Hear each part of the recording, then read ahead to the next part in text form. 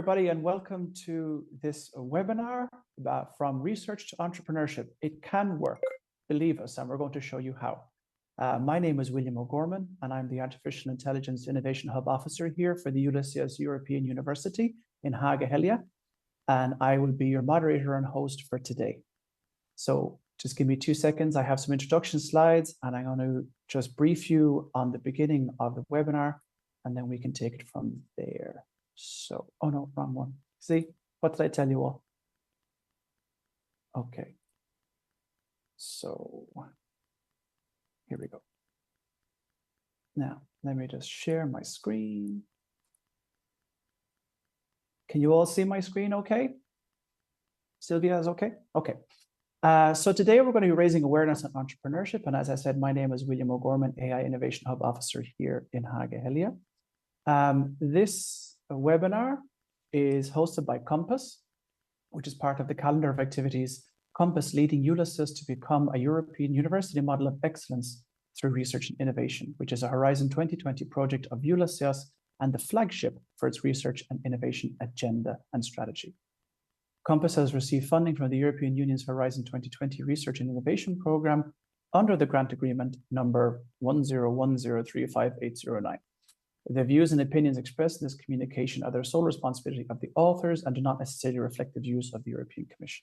So with that formal stuff, let's get on with the show. I'd like to welcome you all to Ulysses. We are a university, a European university for the citizens of the future. And at the core of the Ulysses European University are our 6 innovation hubs, which we aim to address the 6 research and innovation challenges within the European Union, and by doing so form one innovation ecosystem. We are very pleased to have 6 of our innovation hubs, with Hagahelia focusing on artificial intelligence, Technical University of Košice focusing on digitalization, MCI, the Entrepreneurial School in Austria, focusing on food, biotechnology, and circular economy, University of Genoa focusing on tourism, arts, and heritage, University Côte d'Azur focusing on aging and well-being, and University of Sevilla focusing on energy, transport, mobility, and smart cities. From the point of view of Hagahelia, we have the very interesting challenge of focusing on artificial intelligence. And I think, as we can see in the past months, artificial intelligence is becoming ever more prominent in how we work, how we live our lives, but also especially from the point of view of solving societal, environmental, and business-related challenges. This also relates a lot to, of course, entrepreneurship and bringing research ideas to the business world. Within Ulysses, we also have a number of services, especially those which are related to entrepreneurship. We have trainings and events and mobilities, and you can find all of these on the Ulysses website, ulysses.eu. Here you can see our events. Here you can see our academic offering, which is very focused toward entrepreneurship. And we also have resources and publications available on our website, and also our Ulysses mobility experience to provide real experience to our students and researchers who are looking to transfer their ideas. We have also developed just recently an entrepreneurship and mentoring guide for researchers. And this will be a very interesting guide for those researchers within Ulysses and, of course, within the EU who are looking to take their research from idea to business. So about our webinar for today, we're going to have 3 speakers. Each will have about 15 minutes per presentation. We'll have about 5 to 10 minutes of questions directly related to the speaker. And you can add those questions on Zoom or on the YouTube chat, and we'll get them to the speakers as best as possible. And at the end, if we have more questions that we haven't addressed, we'll have a little final question and answer session at the end of the webinar. And then, of course, if you happen to miss this webinar, or if you'd like to go back and get some more information about it, please, we will be publishing the webinar on our YouTube site, which you can see below. So I go on to presenting our key experts. First, we have Silvia Marcini, who is the head of Open Innovation Programs and Innovation Center for Entrepreneurship in University of Côte d'Azur, Nice. And she will be talking to us about researchers' transferable skills.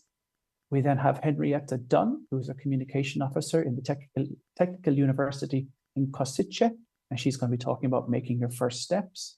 And finally, we have Miroslav Michalko, who is the CEO of Ceelabs and head of Computer Networks Laboratory in Technical University of Koncice.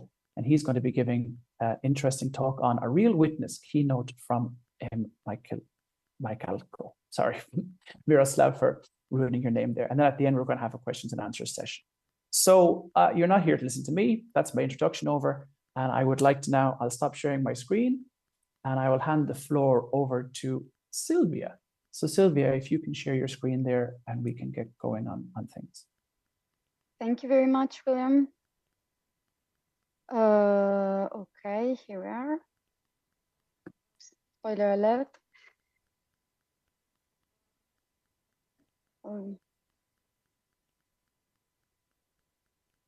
Yep, there you go. I can see it.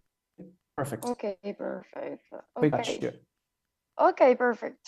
So I would like to start. Well, first of all, thank you very much, William, and good afternoon, everyone. Thank you for being here today. I would like to start with a little question for you. So why are you here today? Why are you interested in entrepreneurship? And to answer to this question, I kindly ask you to either scan the QR code or click on the link that will be provided in the chat. So I'll give you some seconds to leave the audience answer to this question. The four options are: I'm here just because I'm curious. Second option is I want my research work to reach the market and the final user. The third option would be I want to explore career opportunities alternative to academia. And the fourth option is I want to be my own boss and work in a company that is consistent with my values. So let's pick your option and let's see which are the results in a couple of seconds.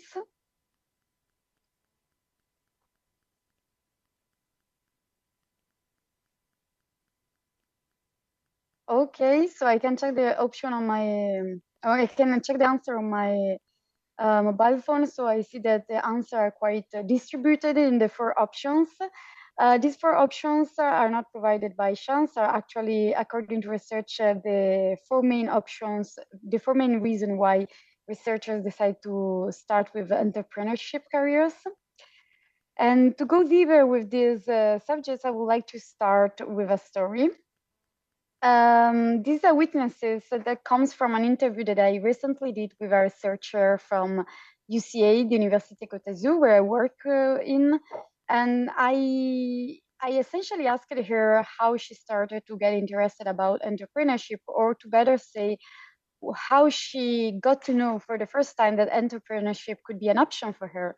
And I think the first statement she came up with was really, really interesting, because essentially she was proposed by a colleague who suggested they could develop a startup, to create a startup together. And her answer and the statement she used to describe the situation was, when my colleague proposed me to create a startup together, my first answer was obviously no. And I think the words obviously really express how far the entrepreneurship word is perceived by researcher. And actually, she explained further her point of view, because she was following the classical postdoctoral path to hope one day to have a permanent position. So everything which wasn't related to this goal was really not possible to be retained by her brain in that moment. But after 6 months that she needed in order to process this information, she eventually accepted the proposal. And the reason why she did it was because in this way, she could create the job of her dreams. She could be autonomous, and she could find a way to let her research work to reach the market and the final user. And then after this story, I asked her another question, which was, do you think that your background as a researcher has provided you an edge for being an entrepreneur? So before bringing you to the answer she gave me, but also to the evidences we collected from other interviews, I would like to know your opinion on that. How much do you agree with this sentence? and share. Of course, the sentence is shaped in a way that you may be inclined to say that yes, you do agree, but please be honest on your genuine thought about this topic. Do you believe that a researcher background provides an edge for being an entrepreneur? And once again, I give some seconds to provide your answer.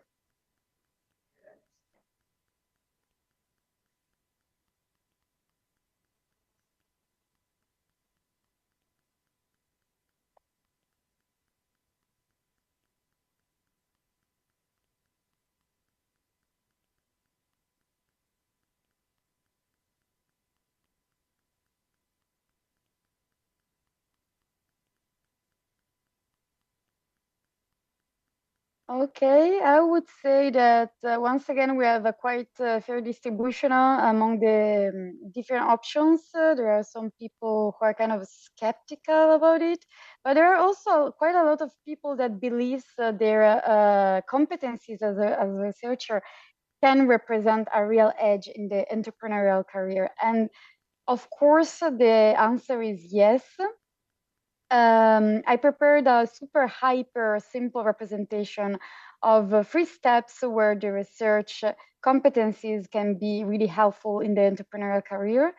These are 3 steps that are kind of in common with between the entrepreneur and researcher career. So the activity of defining an opportunity, an innovative opportunity, which could be a new research question or a new product or a new service, the capability of developing this idea by testing it and iterating it, and the capability of raising funds and involving partner.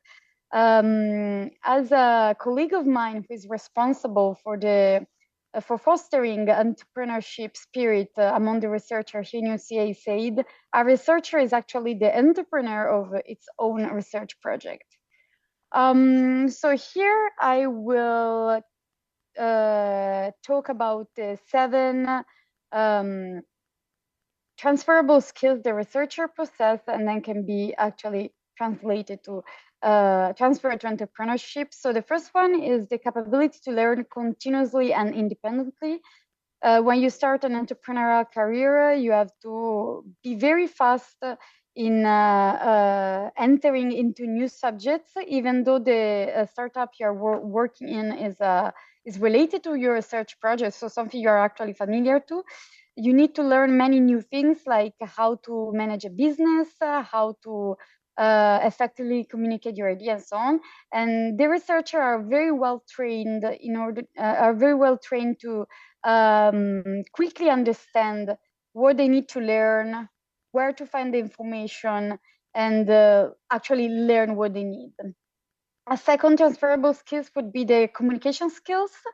Researchers often have to present their funding to academic and non-academic audiences, and to have your buy-in to continue with the research project.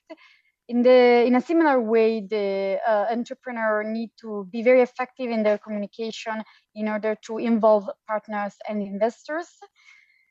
Resourcefulness, because as you perfectly know, in the early stage of a company, funding team must get everything they can out of their initial fundings before being actually able to secure significant investment. And it's a bit of the same in the research project, because you have a certain budget that you have to manage in order to proceed with your career, with your research project, and usually it's not enough. You have to find a lot of workarounds to respect this budget.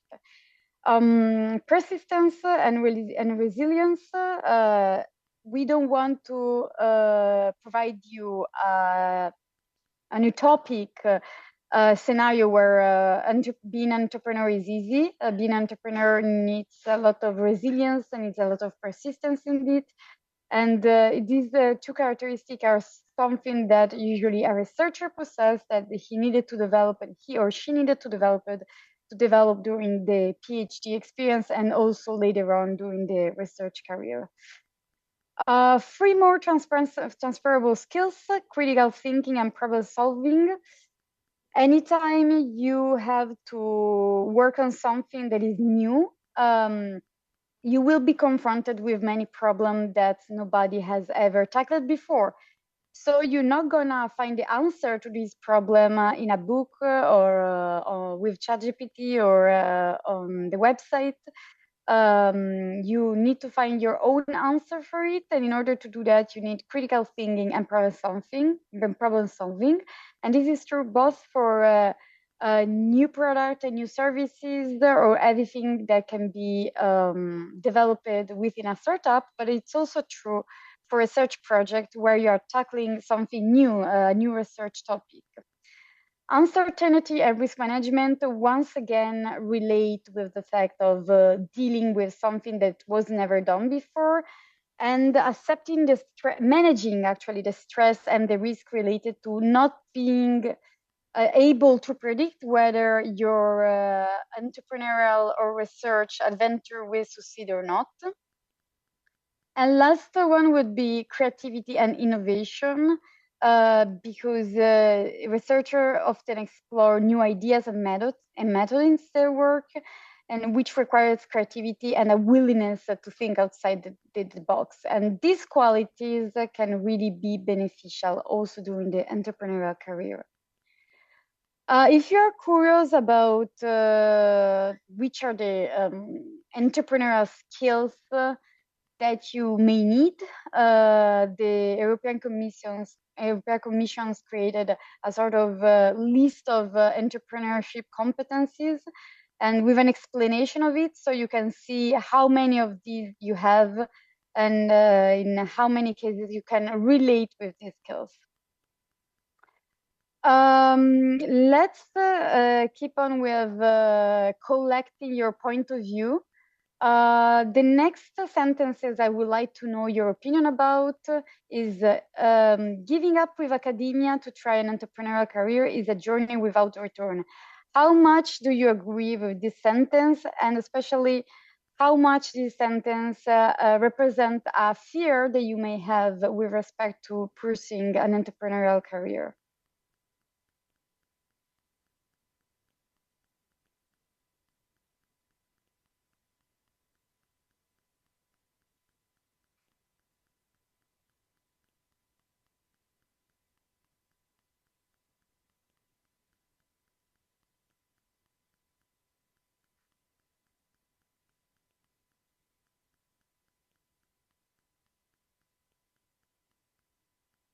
Okay. Actually, most of the people do not agree with this sentence, which is very good because it means that you're really quite entrepreneurship oriented. To go deeper with this topic, I will once again go back to the witnesses of the researcher I interviewed that represent actually the point of view of many other researchers we interviewed in the past. She explained to me, just to give you a very specific case study, that she was thinking very often about this topic because, of course, she had to have a plan B. And what she answered to the question, do you think that giving up with academia to try an entrepreneurial career is a journey without return? She answered that as an entrepreneur, she was anyway doing experiment somehow related to her research work. So if the startup couldn't work, she would have had material to publish in order to prove that she and her partner were able to make publications with a scientific relevance, and also a lot of activity that you do as an entrepreneur, once again, can represent a history of records of activity that can be useful also as a researcher. So she could prove that they were able to obtain some fundings, as you need to obtain fundings when you do research. And also she mentioned that the mindset in university is slowly changing, and we hope to be actually part of this change. And more academics see the value of having an entrepreneurial activity in your CV. And lastly, even if you don't want to keep going with even if you don't want to come back to your academic career, you can explore many other opportunities thanks to the boosting your skills and competence that you have as a consequence of your entrepreneurial career.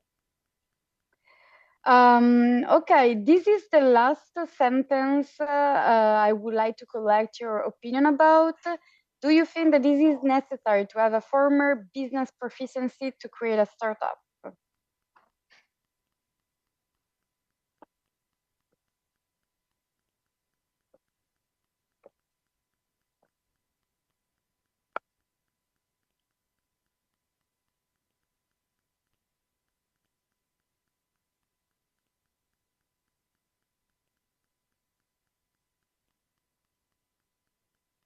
Okay.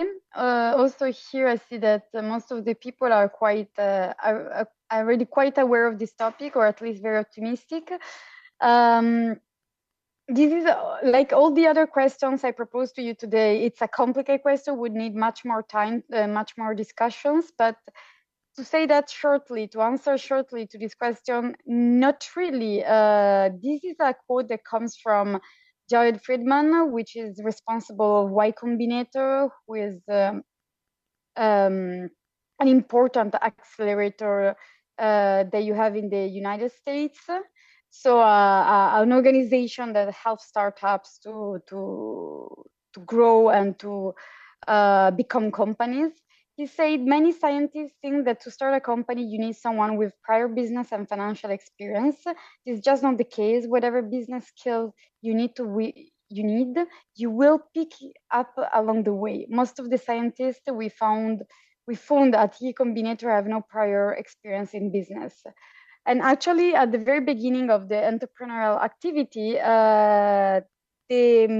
most of the business thinking is not really around numbers, but is around making sure that what you are proposing is meaningful to people. It solves the problem to somebody. So this is the most important and the first reflection you have to do. And this is something you can do without a business experience, but just testing and trying to really reflect on the value of your idea. And the second point, building on this quote, would be that actually you are not alone when you are in the entrepreneurial your entrepreneurial journey.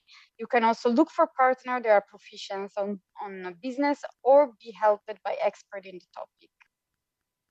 I don't know if I'm running out of time, William. No, you're okay. Okay, perfect. So to conclude, I would like to share with you some other myths that are about entrepreneurs. So not strictly about research and entrepreneurship, but those myths are about entrepreneurs in general. And these 4 myths were listed and collected by Philip Silbersman, which is one of the main professional and point of reference for the effectuation methodology. So the first myth is that entrepreneurs like risk. This is not true. Actually, what they do is to manage the risk. So they try to contain the risk. And a very trivial example could be provided by an executive who leaves his salaried jobs and gives himself some months to realize his business project.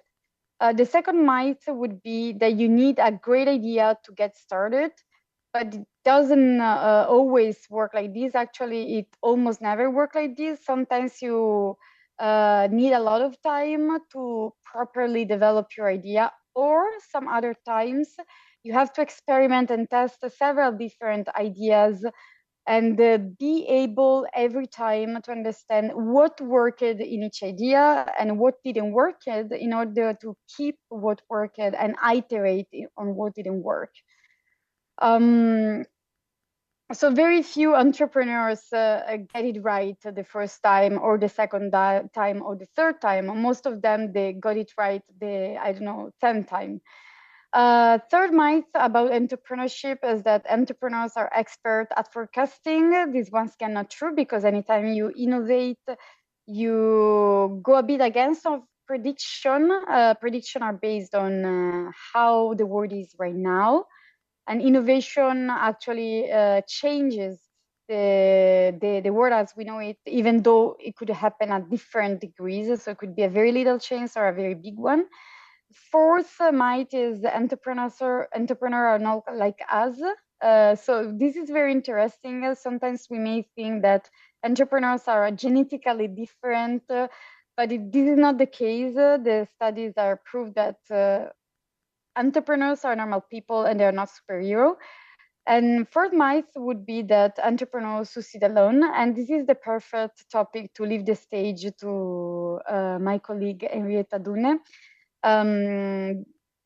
As like most of the entrepreneurs, to don't say all the entrepreneurs, have to develop the capability of finding good teammates or to finding the right people that can support and help them. So that was the last point for me, and I leave the stage to William, probably first of all. Yeah, that's great, Sylvia, and thank you for taking the first slot of the webinar. It's always the trickiest one, but you did really well and gave us a really good introduction to the topic. I do have one small question for you from the audience, and it relates to open innovation, which I know is your key skill. How do you think entrepreneurs could effectively use open innovation to drive innovation and growth in their ideas or businesses? Oh, that's a very broad question. There are several ways to do it. Actually, well, just to make sure everybody knows what we mean with open innovation is the process that an organization uses to innovate, being supported by external entities. Which could be like, if I'm a company, I could decide to do an innovation project, not relying only on my research and development team and department, but I could decide to develop an innovation project by collaborating with a university, a research center, a startup, and so on. So the first point would be being aware that open innovation exists, and a lot of companies are more and more using it to innovate. In practical terms, it means that if you create a startup, you can have the opportunity of being of collaborate with a bigger company in order to develop a product or a service together based on your technology.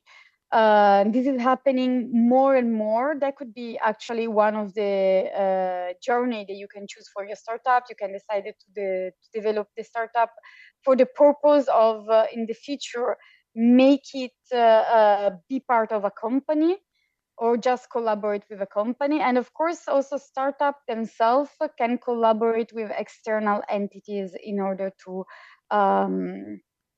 improve the processes and innovate themselves.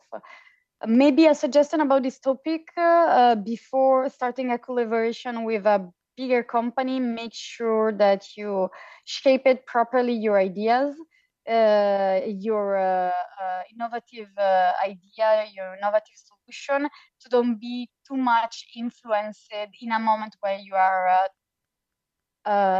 in a too entrepreneurial stage. It's the same suggestion they usually give for investment. You should involve investors in a second stage of your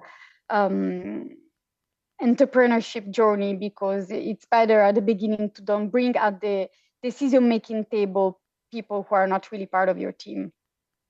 Thank you for the excellent answer. I feel like we could have a webinar on open innovation and entrepreneurship in itself. So I know who to contact. Thank you very much, Sylvia. That was a really good answer.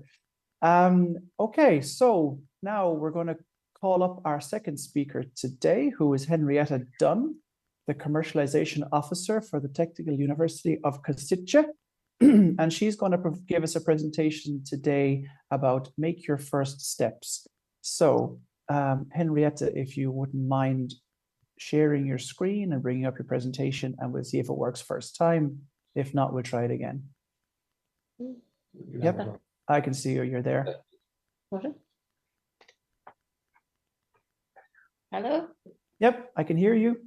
Brilliant. Can you hear me and can you see my slides? Yep, you just need to start sharing the slideshow, I guess, or... Yes. Has it appeared? I can see it. Brilliant. So a very good afternoon to you all. Greetings from the sunny Košice. Many thanks for giving up your lunch break, or hopefully you're enjoying a nice lunch whilst you're listening. But Henrietta, one small thing, do you plan to share the screen, share the actual slideshow, or are you going to leave it with the, how would I say? Oops. Have you got it on two screens? You got to switch the presenter view, perhaps. You're seeing the presenter view, sorry. Yeah, I can see the, okay, because for us it's showing the proper one. So let me go back and can you see it now? Nope. It's still in presenter mode? Yeah. Okay, let me just escape. We'll try again. No worries. This is about entrepreneurship and learning things. I think entrepreneurs try and fail. So okay, so we'll try and share the screen again. Give me a second. We'll get there. I'm sure we'll get there. No problems. Still shows the same one. Okay. I'm going to ask for some technical expertise from our researcher to be talked to later on. See if his entrepreneurial researcher skills will work on this occasion as well. Can you see it now? At least I can still see the same thing. So it's the view that you will have. It's not the actual slideshow presentation. But I guess. Well, yeah, I didn't want you to see the. Just a second, we're trying to come up with something. This is typical, it all works well on a trial, on the rehearsal. And when you come to the now we got you. Perfect. You found a solution. That's resilient skills right there. Well done. Good job. It's having the right people next to you, I think. Exactly. Just what Sylvie was talking about. As you would have it in a startup, which we'll talk about in a minute as well, having the right people on your side, by your side. So once again, very good afternoon to you all. Apologies for the technical glitch, but we are going to get going. So hopefully, Sylvia, have convinced you that you as researchers do have transferable skills and the journey to entrepreneurship is open to you all. So we're going to talk a bit about getting the right help along the journey. So we talked about the fact that you as the researcher, you are an expert in your research work, in the technology that you are developing. You know exactly how the pieces, the different cogs in the technology come together to make it all work. You know it inside out. You've been working on it for months, years. So one of the biggest sort of changes, should you decide to embark on the wonderful, exciting journey of entrepreneurship, will be the shift from the technology to actually the value that it gives or the solution to your customer.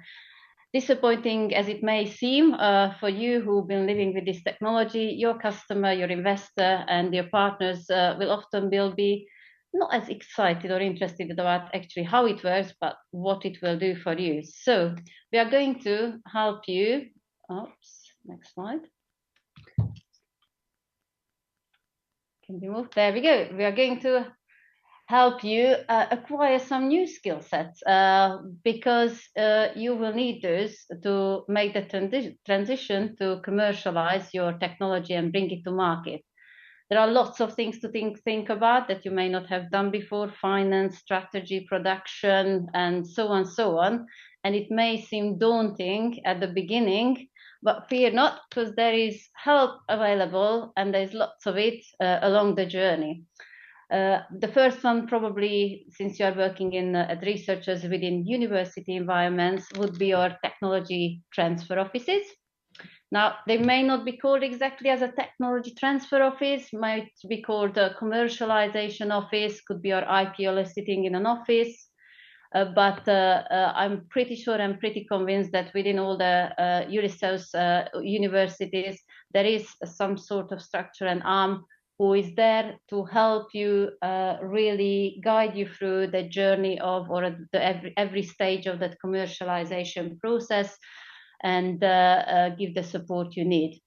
What will usually happen as a first point of contact for you, they will often ask you to fill in something called an invention form.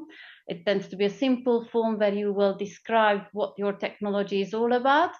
And based on that, they will look at the commercial potential of your technology and look at the IP, the intellectual property. Is there anything there that's worth or needing to be protecting? But they will also do a search on whether that's something that has been already developed, and is there a strategy that needs to be developed? So these are the kind of things, conversations that you will be having in the first steps. Another thing, a department will share with you their IP policy. So again, they will explain who will own the intellectual property. This is a whole new kind of workshop, a whole separate workshop that we could just run on the IP, so I won't go into detail. But the main thing for you as a researcher, you can use your researcher skills by finding out everything you need to be about what does it mean for me as a researcher to be involved in a startup. How does it work when I am a researcher and will have to now suddenly balance all the priorities as a researcher and work in a startup as well? Different universities have different policies. So the key to you is understanding your position and how you can best take this opportunity. Another great mechanism when you are starting is business or startup incubation centers. Now, business universities that run their own business incubators are usually really well placed to support researchers working on promising research to commercialize it.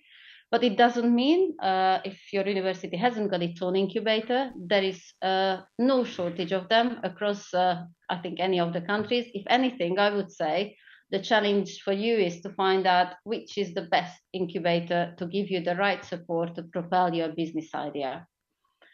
Again, we are going to use your research skills. You're going to find out who offers what in what structure.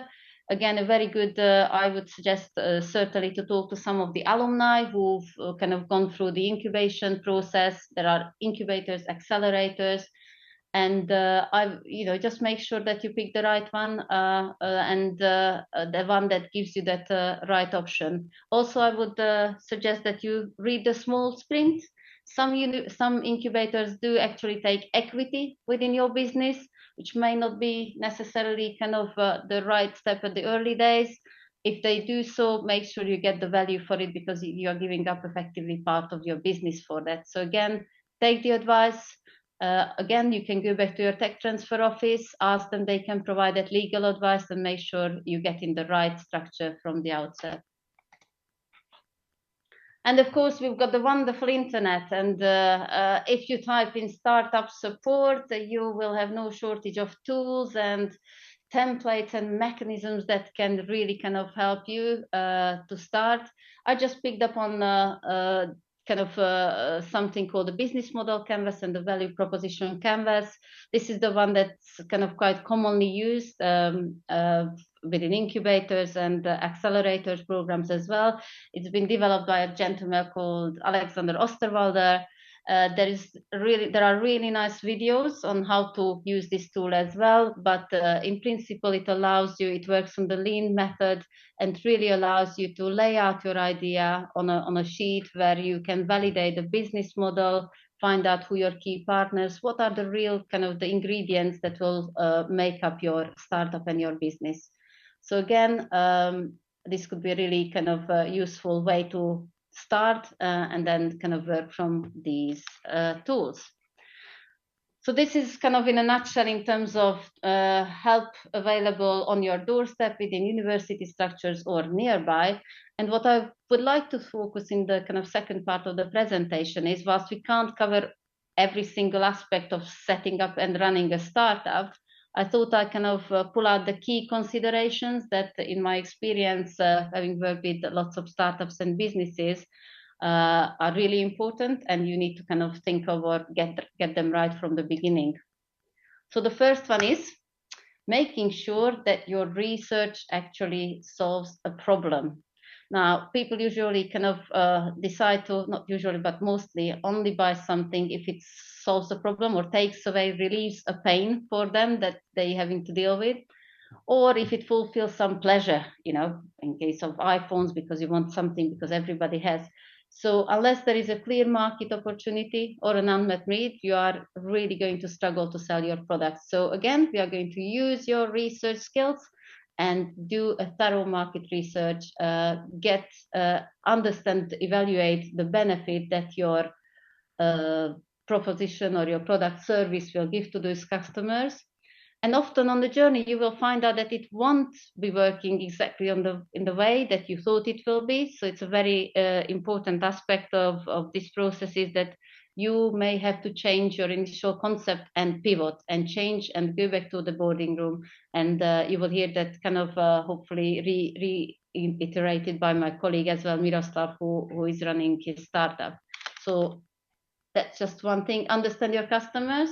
And another thing I would probably mention here, if you've come across something called a user-centered design technique or method or people who are actually doing this, and I think Sylvia is one of these UCD experts herself as well, please find out how they work and what they do, because they can be really, really useful and resourceful in helping you understand how your customer thinks, how you validate your product and your service, and make sure that you create something that will resonate with your customers. Now, another great thing, Sylvia mentioned that you as researchers have lots of good skills in terms of communicating your technology.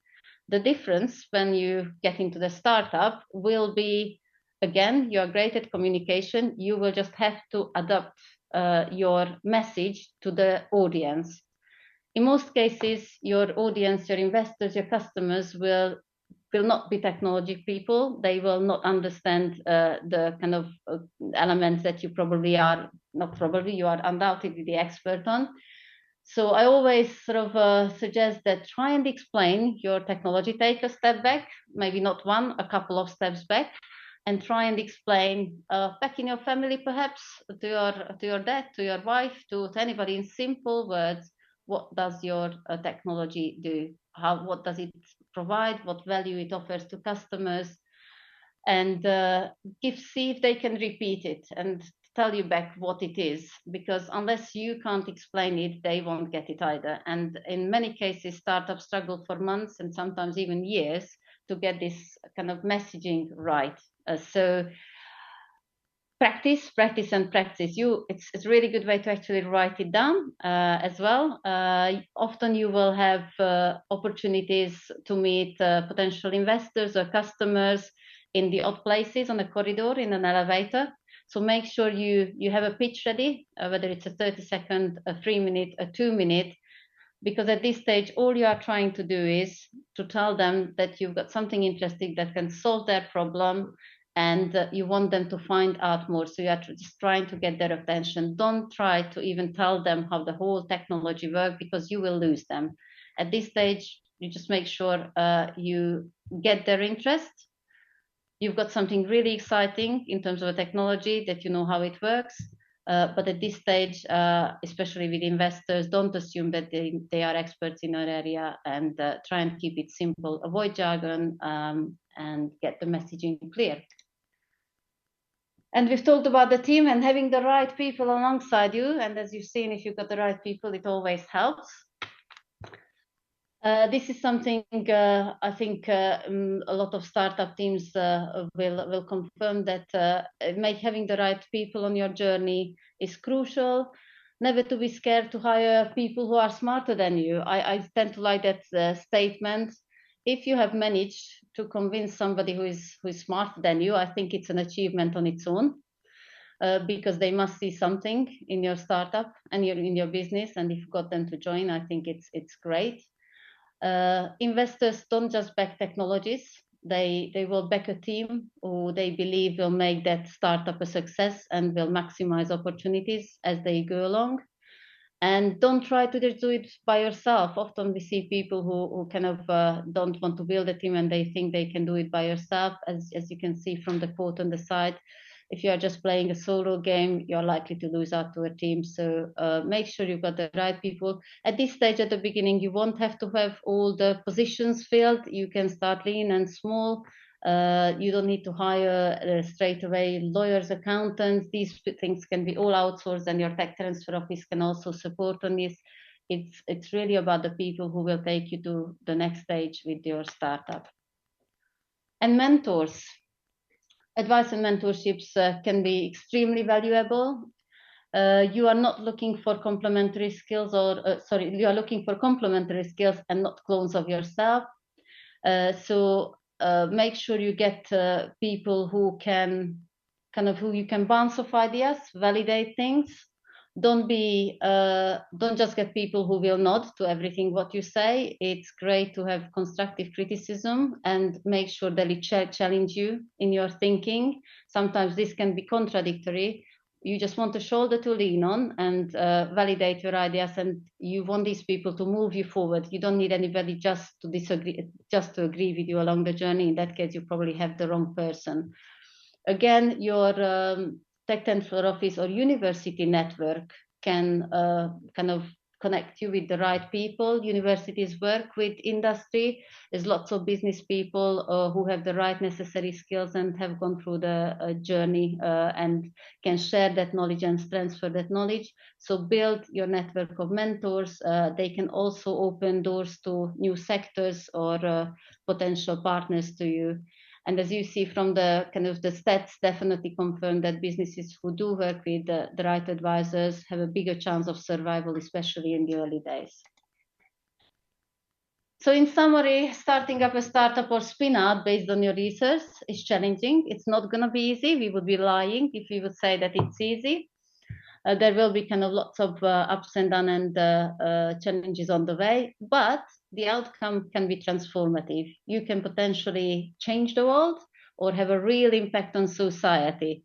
And I'm sure if people who work in corporates, you certainly wouldn't have that opportunity when you work in within large corporates. The brilliant things about working within your own small startups, that you can do something innovative, game-changing, and world-changing.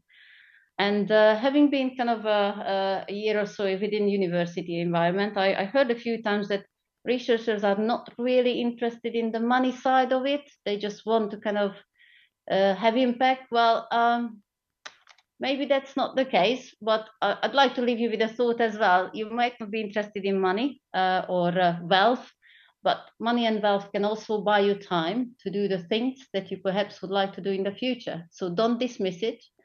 You can potentially do another groundbreaking research thanks to the funding you have earned through your startup success, or if not, you can help your friends, family, and colleagues, and perhaps again the society. So don't completely dismiss it. It can lead you to some another exciting things. So I think that's me in a nutshell. Thank you, Henrietta. That was fascinating and insightful, and I think I'm going to keep this one for the future. Never be scared to hire people smarter than you. I quite like that one. That was a good one. Thank you very much. And I would like to add that, of course, we have University Côte d'Azur here, Haga Helia, and Technical University of Košice here. And each one of our universities actually has a startups school or incubator of some sort. We have ICE in University Côte d'Azur, and in Tukke we have Technicum, wasn't it, Henrietta? Yeah. So yes. If we have any budding researchers or entrepreneurs, you can always contact internally. And then, of course, the innovation hubs can be there to network between each of these startup centers in each of the universities. So I think that was a really interesting perspective you gave there, Henrietta. I have one small but rather large question I'm going to hit you with. So in your opinion, and I guess that this is a big one, but just off the top of your head, how long do you think it would usually take to commercialize a product or a service from your point of view? I'm going to give you the right answer. It depends. It depends. So again, it's very different if you're doing something, really deep technology that will take, a hardware perhaps that you're developing with its associated technology that you'll need to validate. Just to give you an example, when I worked back in the space sector, anything that kind of needs to be sent up to space will need to undergo some harsh testing. So we are talking about hardware, and in these cases, the journey from the idea to commercializing can be kind of quite long, because you have to kind of wait for the next mission until you can send it up to space and validate. So just kind of, in most cases, it's not as complicated. I was kind of at the far end. If it's something to do with, a web app development or an online tool, I think, especially in this area, things are moving very fast. If you keep validating for months and years because you want to have the perfect product, you miss the boat, because the competition will catch up with you and you might realize that your idea. So I think the key is do it quickly as possible. Don't try to get it right. Do a minimal viable product that works, that you can then further develop through feedback from your customers. Okay, excellent. Thank you for that. I've one more kind of just off the top of my head. What's your elevator pitch for a researcher who wants to bring their product to market? Oh, wow! Now you to give them advice. What's your elevator pitch advice? Okay, now is it a 30-second or a 1 minute? What would you like if you are going that way? Let's say you're going to the 6th floor. What to the 6th floor? Okay, so my elevator pitch, if you want to be an entrepreneur from a researcher, make sure you understand your customer, understand what benefit the product does to them. Don't get bogged down in a perfect solution. Try and get the product to market quickly and get some help. Don't be afraid to ask for help and listen to some good advisors. That's great. Thank you. You can tell why I'm not doing a startup. Sorry for hitting you with that question at the end. No, it was a really interesting presentation, and thank you for taking the time to be part of the webinar and for sharing your experiences. And of course, for those of you who are watching, all these presentations and slides will be available on the YouTube channel after this webinar. Okay, so we're on to our final speaker today. There's going to be a changing musical chairs ceremony in Tukey at the moment. And then I would like to invite Miroslav Michalko. Am I saying it right, Miroslav? And he's going to provide us with a presentation on a real witness, and he's going to have some insights into that. So when you can share your screen there and get going, Miroslav, you can take it away. Hello, everyone. Just check if you can hear me and you see my slides. Perfect and perfect. Okay. So let's check the second slide. It's working. Okay. Yeah, gotcha. I'm very glad for having this opportunity to be with you today and share my entrepreneurship journey and what I had to go through.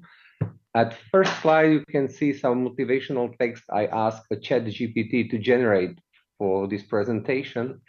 We all know that ChatGPT is changing today many things, and I think that the ChatGPT will be the ground to generate not only completely new ideas, but or changing the way how we work, but ChatGPT will be the ground for new businesses.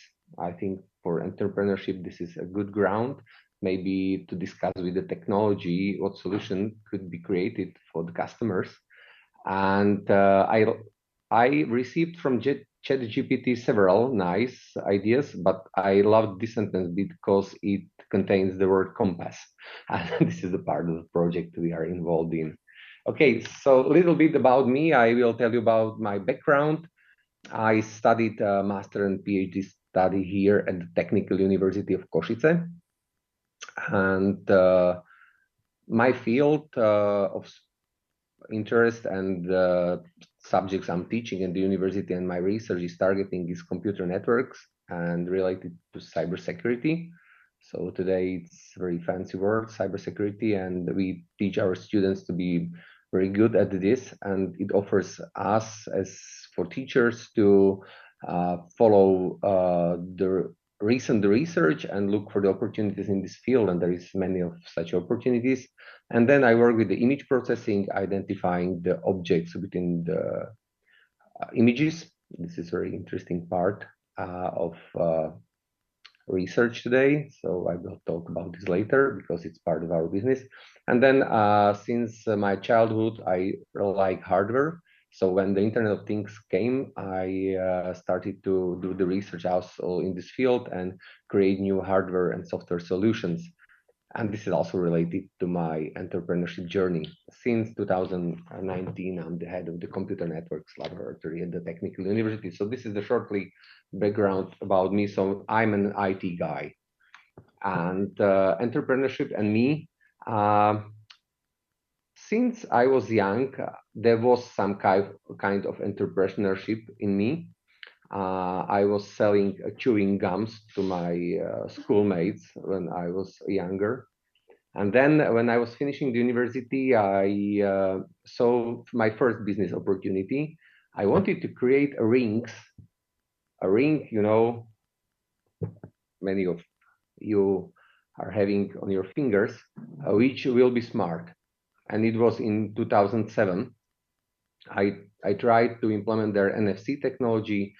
For example, in companies, employees could open the doors with the smart readers and then don't need to have a card with them, and they can simply open every door using this smart ring.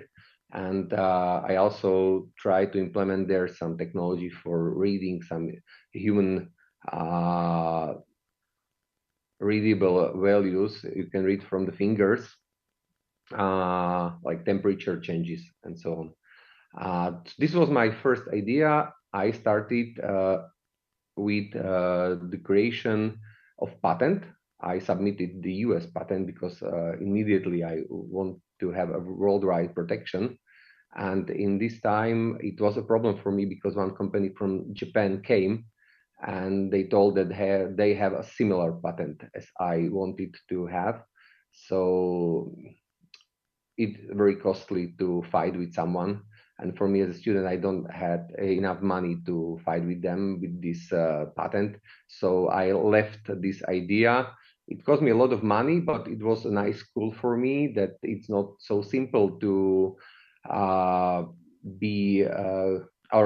let's explain, the patent field is quite complicated for entrepreneurs to start. And many entrepreneurs have a problem with protecting their ideas and products. So in many cases, this is the last thing they are thinking of. In this case, it was first thing I was thinking on, and I failed on this. The second business opportunity started in 2010.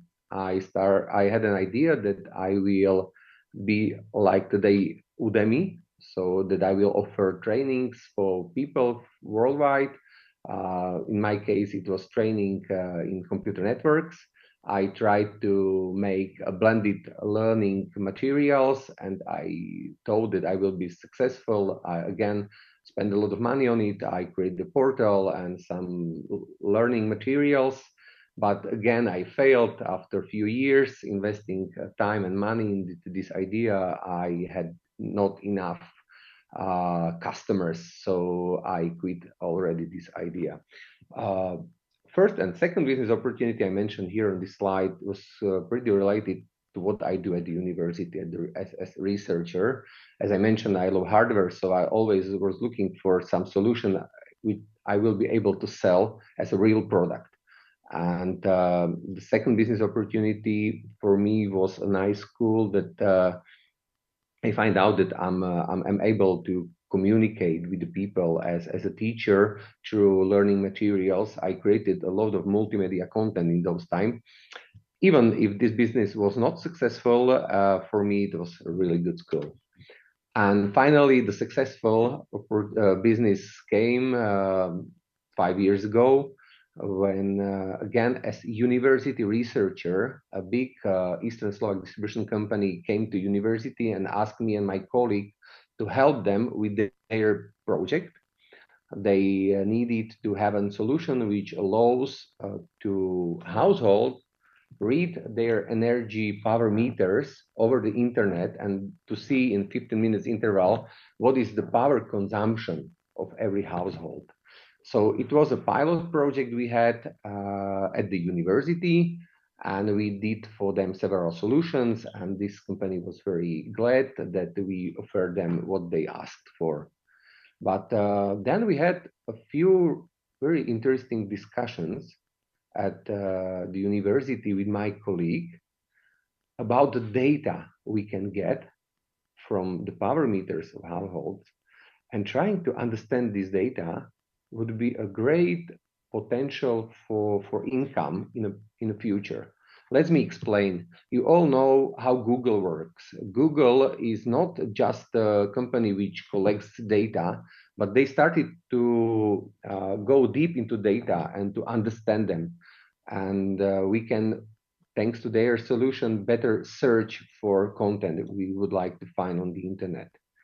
And imagine that we will start to understand a data you can read from your house from power consumption. So if you have a home and you have multiple appliances in your home, and you will start to understand the language of these appliances based on power consumption, you can, for example, predict that your fridge is going to failure in next month, because we see that this is the typical behavior of your fridge and something changed. So we can understand what is going on in your network. We can predict that you are going to invest into new fridge. So prior your fridge is broken, you can receive to your letterbox, mailbox, some offers from the shops that you can buy a better fridge. You don't understand why, but in few days you will understand that your fridge is needed to be replaced. So a data analysis for us and as a scientist is a unique universe of information. And we was looking for the way how better understand those data, because nobody is reading the data from the power consumption in this way. So this is the group of people, most from the Department of Computer and Informatics, and we started the startup Ceelabs. Some of them are owners, others are just programmers and developers. And we developed our own solution for reading out the data from the power meters and to use a cloud for understanding this data and making visualization and provide, for example, predictive maintenance based on using techniques like machine learning and artificial intelligence. And as a result, we create our own hardware products. We create our own cloud, which is really unique today if I compare it to the other companies. And we started our journey. It wasn't simple to make a functional hardware product. It took us 3 years and approximately 200,000 euros. And to make a cloud which provides the data in the form the customers would like to see. But today we have this product. And why I'm telling you that we consider this as a successful journey. In the last years, we have almost turnover 200,000 euros on this product, and it's growing. We learned a lot on this project because, for example, we started to sell this to the households, but it was quite costly solution. And after a year, when the households, people living in the houses was not willing to invest such a money just to understand what's happening in their network within the home, we had the discussion to stop this startup. That we think that this is not a way how to sell solution, that we are offer data analysis which is not interesting for people. But after maybe another year of discussion, we hired really good professionals on selling. And we find out that industry is willing to have such a process, that industry is willing to invest into these green technologies and to recognize what's happening in their network. And that investments to this product is for them valuable, because in 1 year, the investment is back. So this helped us to understand the market. And I would like to say that also University Science Park Technicum, Henrietta mentioned, helped us a lot by providing us meeting with the experts in the field of selling, in the field of marketing, and they helped us because we are all IT guys. So this is maybe my message to all the entrepreneurs, maybe which are still at the university and thinking only about the career being a professor, that they also try this way. It is possible to move from academia to market, because at the university there is a lot of smart people. You can discuss your idea, you can discuss the way how to sell product. So my message is that don't be afraid and try it. I failed 2 times and third attempt was successful, as I see it. What is perfect being at the university, what is perfect when you are at the top of the research, that you know what trends are. And we know that today the artificial intelligence is really a game changer. So we can focus on many things we do at our lives and searching how artificial intelligence can help or can make a bigger comfort people are willing to pay for, to be close at the university. And I think this is the advantage of science parks at many universities, that they are close to the researchers and close to the market. So you can meet there people who knows what market wants, and you can meet there people who understands the technology and many solutions. So if you are thinking about entrepreneurship, I think you should discuss your ideas with the friends, with the colleagues, see what feedback they will give you on your maybe business idea you have in your head. And this feedback, maybe if you see that it's good, and you see that there is a potential market for your idea, so go in it and don't give up. If you will fail, just try again. After a few years, maybe you will be successful in entrepreneur. So this is my message from this presentation, and thanks for your time. Thank you, Miroslav, for giving us those insights into somebody who's walked the path. And I have one question for you that kind of popped into my mind. After failing, as you said, twice, what made you keep going to be an entrepreneur and to follow on the career of an entrepreneur? I think that many people have some entrepreneurship, like a spirit inside. I always wanted to be good in business. I always wanted to be successful in entrepreneurship. So when I failed, I know that I will start again. It was inside of me. So maybe, I don't know, it's a spirit inside. I think it has to be something driven from inside you to really make it work. And then on the last note of the webinar, really, what's the one piece of advice? And just because you all have so much experience, what's the one piece of advice you would give to a researcher who is thinking about going to take that jump to be an entrepreneur? What's the one thing you would say to them if there's somebody listening now? Try it. Try it. Okay. Yeah, because I think that's true. And I think it goes back to Henrietta, what she was talking as well. And one of the quotes that came into my head is that done is better than perfect. So I think try it, do it. And I think from Sylvia, we also had get the contacts, get the networks, build the environment around you to help you go forward. That's it. Thank you very much. I'd like to warmly thank our 3 speakers today, Sylvia, Henrietta, and Miroslav. I think between the 3 of you, you've given quite an interesting insight into the. Oh, there's Henrietta. Hello, sliding into place. Special effect.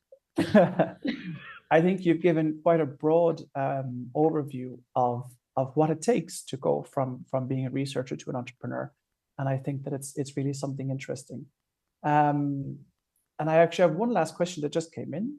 So Yes. So how have some of your skills as researchers helped you in the field of entrepreneurship? I think that's open to all three of you. So anybody want to take that? How has your skills as researchers helped you in the field of entrepreneurship? If I Anybody may, can take it. Yes, please go for it, Miroslav.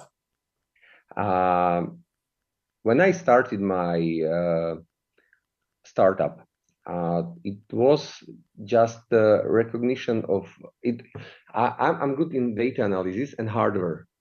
So when I was thinking what is feasible, I find out that it is possible to make such a hardware, and it is possible to understand the data using the artificial intelligence.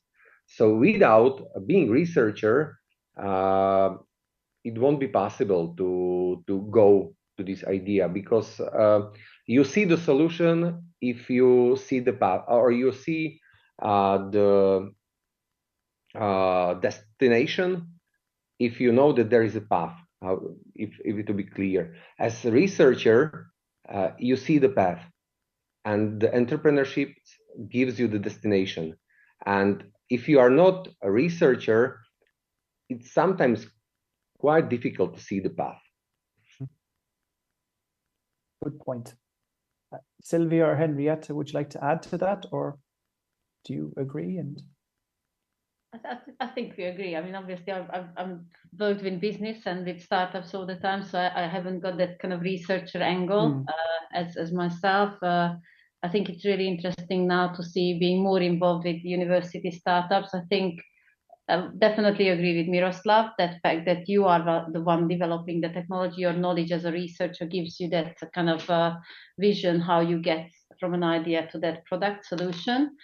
And I think also the fact that as a researcher, you are right in the kind of heart of this kind of, as you said, you've got some really bright, clever people, but you also, as part of the university, you have access to those kind of networks and connections as well that perhaps university already, as it has established. You have some test facilities within the university that perhaps, I might not be available immediately to other startups outside that environment. So I think leveraging those contacts, connections, and the kind of the test facilities to get going back to your question, getting a prototype up and running quickly so you can get to your customers. I think that's certainly a kind of added advantage as part of the researcher within the university environment. I agree. To have the support. True. Okay. And then Sylvia, do you have anything to add to that, or are you okay?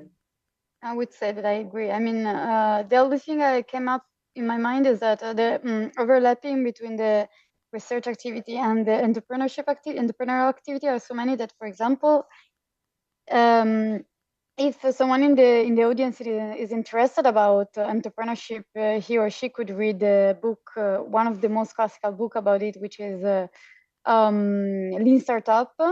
And actually, the Lean Startup methodology is kind of inspired by the scientific experimentation-based methodology of testing, making experiments, learning to measure, understand really what worked, what didn't. So just to mention one more thing that is in common between research and entrepreneurship, and a good book you may consider to read if you want to start to approach this topic. Great. Thank you, Sylvia. Actually, I just got one more question came in now, and this is again open to the floor, so take it as you wish. Are there other skills you had to develop outside as a researcher? Are there other skills that you had to develop? In my case, it was marketing skills and business skills, because to run a company, to handle with the legislation in country, if you are going to pay salary and pay taxes. So this was for me completely strange word. I had to study. You had to learn that too. Yeah. Okay, great. And Sylvia, do you have something to add to that, or? Well, that's tricky to say, because I would say you have to develop the capability of